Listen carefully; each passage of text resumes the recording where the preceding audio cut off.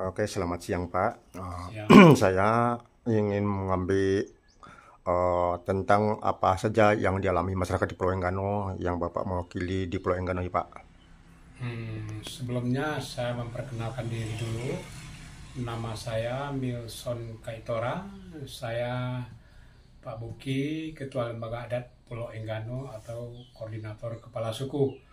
Jadi melihat dari peristiwa terjadi di Pulau Enggano ini gara-gara pendangkalan alur sangat miris sekarang.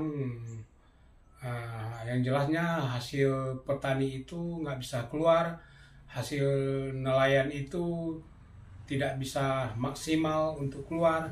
Artinya untuk perekonomian di Pulau Enggano sudah lumpuh.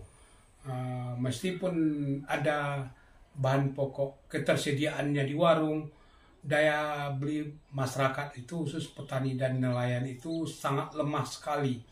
Jadi apalagi yang anak-anaknya sekolah di Bengkulu, mereka harus pakai apa? Bayar sekolah anak-anak mereka. Jadi ini semua akan terancam putus sekolah. Bahkan banyak juga yang akan kehilangan mata pekerjaan gara-gara terputusnya hubungan kapal Bengkulu Enggano gara-gara alur yang tidak bisa dilewati oleh kapal besar. Apa saja penghasilan selama ini kapal tidak masuk Pak yang diharapkan masyarakat Pulau Enggano? Eh, eh, Hasil yang diharapkan oleh masyarakat Pulau Enggano ini untuk dijadikan uang itu hasil petani seperti pisang, nelayan tuh hasil ikan. Hasil pisang adapun yang bisa berangkat itu sebagian kecil lewat kapal nelayan. Ada kemarin itu banyak yang terbuang ke laut gara-gara kapal nelayan itu tidak mampu untuk membawanya. Ini termasuk salah satu kerugian petani, kerugian toke-toke yang pengepul itu. Jadi gara-gara kerugian ini sehingga mereka pun harus menekan harga pisang itu. Tadinya harga pisang di Enggano ini sudah mencapai 50.000 per tandan, sekarang cuma 15.000. Jadi kenapa nggak sakit seperti itu? Jadi itulah yang dialami oleh masyarakat Enggano. Kalau seperti ini terus keadaan ini tinggal menunggu saja apa yang terjadi.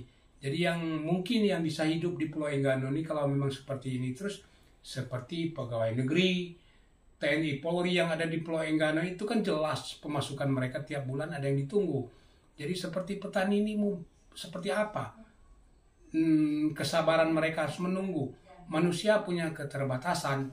Jadi kalau sudah seperti ini terus saya khawatir untuk kedepannya kalau memang ini terus berkelanjutan ada sesuatu hal yang terjadi yang tidak kita inginkan di Pulau Enggano ini.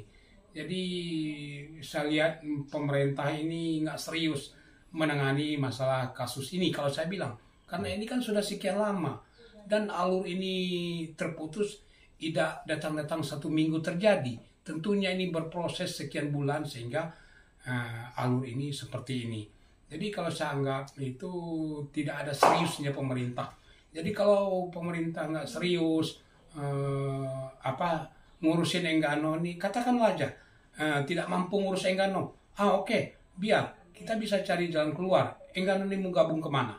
Jadi itu yang sudah terlintas dalam pemikiran saya bagaimana menyelamatkan masyarakat Enggano ini. Kalau mengandal pemerintah seperti ini, khusus Provinsi Bengkulu, apalagi seorang gubernur. Kalau seorang gubernur itu sudah ngomong semua itu segera dilakukan. Tapi ini saya lihat semua hanya insya Allah. Apakah dengan kata-kata insya Allah itu bisa menyelesaikan masalah? Oh enggak kalau saya lihat.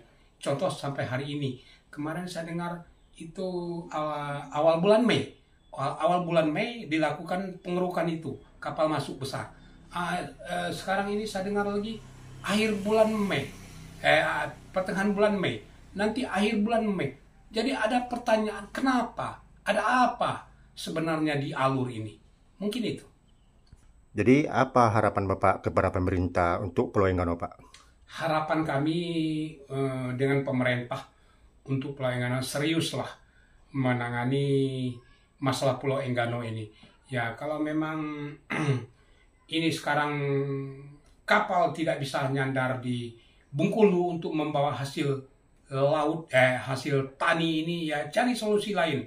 Apakah dia harus ke Linau, apakah harus ke Lampung sana bawa hasil petani dan hasil nelayan supaya ekonomi masyarakat ini bisa pulih, bisa tumbuh. Kalau mengandal seperti ini terus, masyarakat ini mau bikin apa?